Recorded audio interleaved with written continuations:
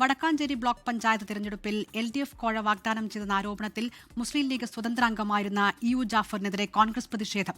ജാഫർ ജനാധിപത്യത്തെ കശാപ്പു ചെയ്തു എന്നാരോപിച്ചാണ് കരിങ്കൊടി പ്രതിഷേധം. ആദ്യ ദൃശ്യങ്ങളിലേക്ക്.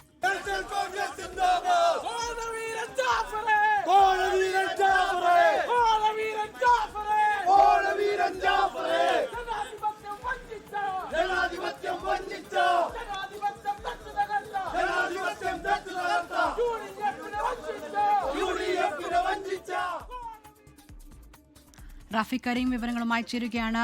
റാഫി, നമുക്ക് ദൃശ്യങ്ങളിൽ കാണാം അദ്ദേഹം ജാഫർ മാധ്യമങ്ങളോട് സംസാരിക്കാൻ വരുന്നയിടത്തു നിന്നാണ് ഈ രീതിയിലൊരു പ്രതിഷേധം കോൺഗ്രസിന്റെ ഭാഗത്തു നിന്നും ഉണ്ടാകുന്നത്.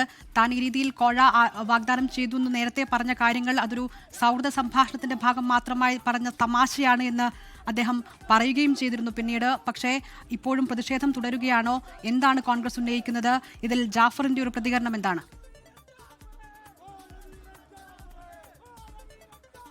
പ്രതിഷേധം അല്പസമയത്തിന് മുൻപ് അവസാനിച്ചു. ജാഫർ ഇവിടെ നിന്ന് മടങ്ങുകയും ചെയ്തു. എന്തായാലും ഈ സംഭവവുമായി ബന്ധപ്പെട്ടുകൊണ്ട് എല്ലാ മാധ്യമ പ്രവർത്തകരെയും കാണുന്നതിന് വേണ്ടിയാണ് ജാഫർ വെങ്കിടങ്ങ് എന്ന് പറയുന്ന തൃശ്ശൂർ ജില്ലയിലെ സ്ഥലത്തേക്ക് എത്തിയത്.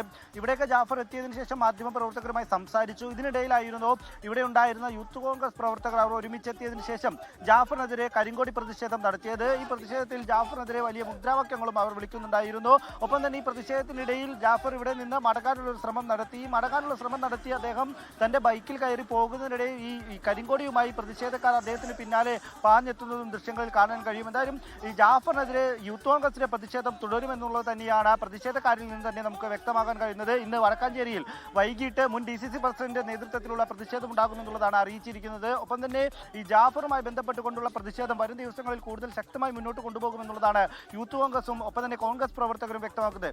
നേരത്തെ മാധ്യമങ്ങളെ കാണുന്നതിന് മുൻപ് ജാഫർ 24നോട് സംസാരിച്ചിരുന്നു. പാവറട്ടിയിൽ വെച്ചായിരുന്നു 24നോട് സംസാരിച്ചത്. അപ്പോൾ തന്നെ ജാഫർ വ്യക്തമായിരുന്നു, ഒരു തരത്തിലുള്ള കോഴയും തനിക്ക് ലഭിച്ചിട്ടില്ല, ഒരു തരത്തിലുമുള്ള സാമ്പത്തിക വാഗ്ദാനങ്ങളോ ഒരു തരത്തിലുമുള്ള പണമോ താൻ CPM നിന്ന് കൈപ്പറ്റിയിട്ടില്ല, താൻ അങ്ങനെ പ്രവർത്തിക്കുന്ന ഒരാളുമല്ല, തനിക്ക് സംഭവിച്ചത് ഒരു തെറ്റാണ്, അത് ആ വോട്ടിങ്ങിന്റെ സമയത്ത് സംഭവിച്ച ഒരു തെറ്റ് മാത്രമാണ്, അതിൽ ആ തെറ്റ് ഉൾക്കൊണ്ടുകൊണ്ടാണ് രാജിവെച്ചത്, ഇനി മത്സരിക്കാനില്ല, തൽക്കാലം പൊതുപ്രവർത്തന രംഗത്തേക്കില്ല.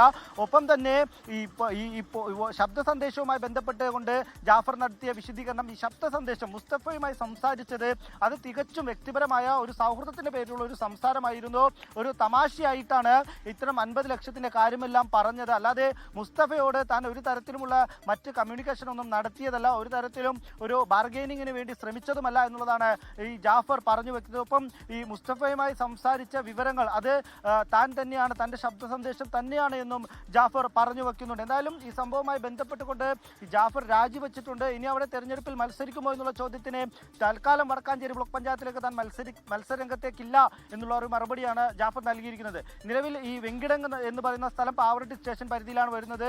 ഈ ജാഫർ ഇവിടുത്തെ പ്രതിഷേധത്തിന്റെ ഇവിടെ നിന്ന് മടങ്ങിയ ജാഫർ നേരെ പോയത് പാവറട്ടി പോലീസ് സ്റ്റേഷനിലേക്കാണ്. പാവറട്ടി പോലീസ് സ്റ്റേഷനിലെത്തി പ്രതിഷേധ വിവരം അറിയിച്ച് അതുമായി ബന്ധപ്പെട്ട വിവരങ്ങൾ കൈമാറാനാണ് പോലീസ് സ്റ്റേഷനിലേക്ക് എത്തിയത് എന്നുള്ളതാണ് നിലവിൽ മനസ്സിലാക്കാൻ കഴിയുന്നത്.